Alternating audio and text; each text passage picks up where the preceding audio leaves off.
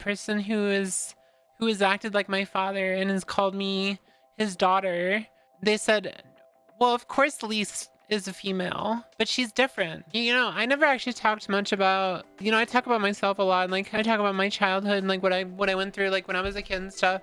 I never talk about my wife though. So I met my wife in high school. I remember we were in like a computer class or something, and my best friend at the time, he was friends with my wife, and he introduced me to my wife. And I remember like she immediately just like walked up and gave me a hug, and I was like, yep.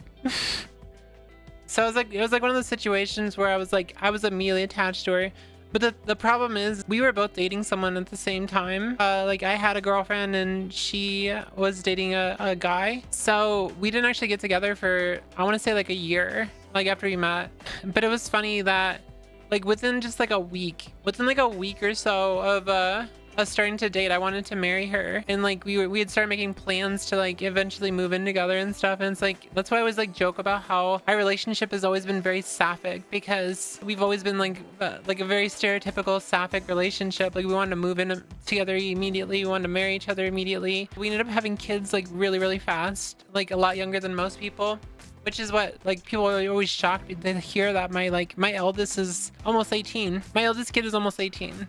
So we had my eldest kid when I was 18 years old, because I'm almost 36. Makes sense, right? And my youngest is almost 12. So it was like a few years later that we ended up having another kid. The funny thing is I love my kids so much. Like I love my kids. But like if I ever could go back, I would probably not have kids. And it's not because I don't like enjoy being a parent. It's more of I'm like fully aware that I put these children into a environment that they're gonna have to struggle for the rest of their lives because of the way the world is right now. You know, the world is in such like an awful place, and we're gonna have to like live with the fact that my kids are probably gonna never own a house. They're never going to have a good job. It's just like knowing that makes me like regret having kids to begin with. Like I said, I love my kids so much, but if I could go back and do it again, I wouldn't have done it, just because I know that they're gonna struggle so hard. Unfortunately, I can't go in the past, so it doesn't really matter. But I'm gonna try to get them prepared for their own lives, and hopefully they can do something. But it's like at this current moment, I just like it's gonna be so hard unless you're born into like an environment where your parents are already like loaded and are very successful.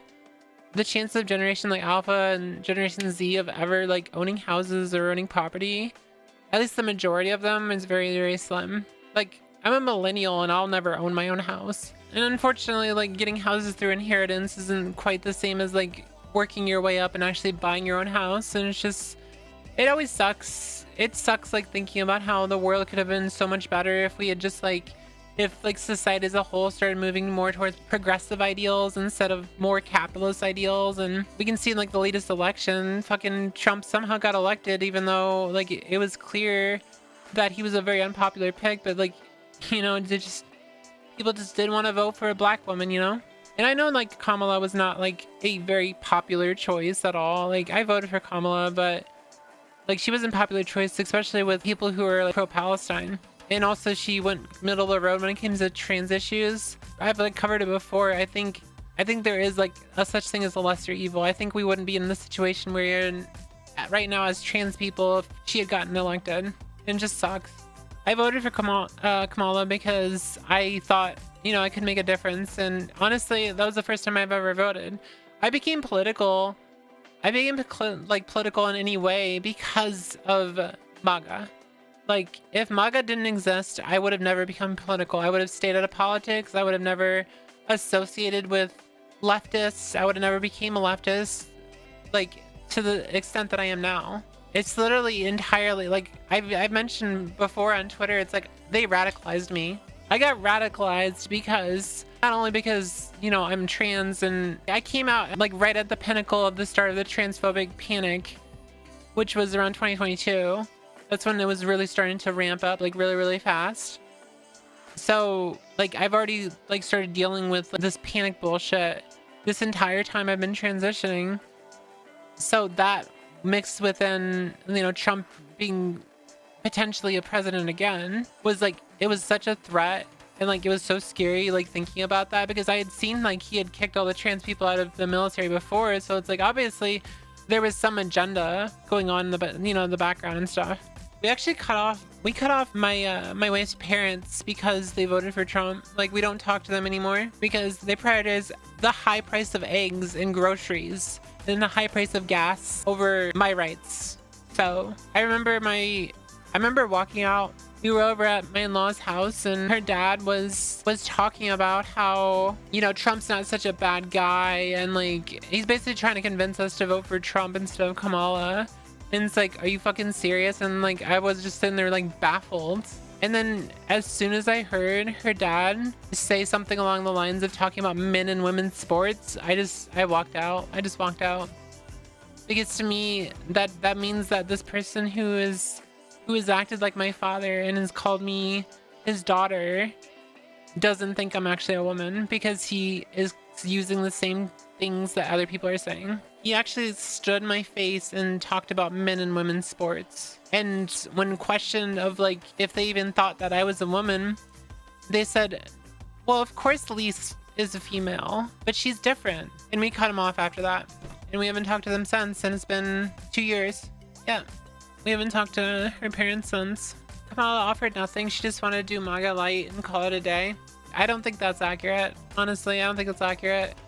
I think she would have stayed with the status quo, but there would have been way less damage if she had gotten voted in. The damage that Trump has done is going to take like 10 years to fix. I don't really like talking about politics.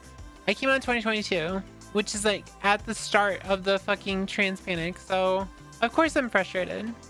Like, of course I'm frustrated. Like, I just want to live my life. I like want to be left alone. I don't want to be an activist. I just want to be a silly fucking streamer. I want to like hang out with my chat. I don't want to just sit here and talk about fucking drama and politics. I don't want to be a fucking activist. You guys have seen me when I'm not talking about drama and stuff. You know how fucking goofy I am. I'm just like, I just want to be a silly fucking goofy girl. I don't want to be a fucking drama tuber, slop tuber. Wake up, Yuri. Eat breakfast, Yuri. Watch movie, Yuri. Workout, Yuri. Voice train, Yuri. Make dinner, Yuri. Shower, Yuri. Go to bed, Yuri. See, you get it. You get it. Woman after my own heart.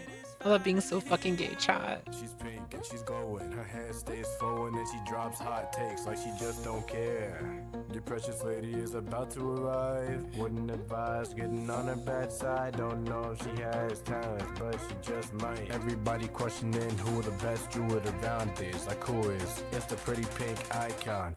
Whooith.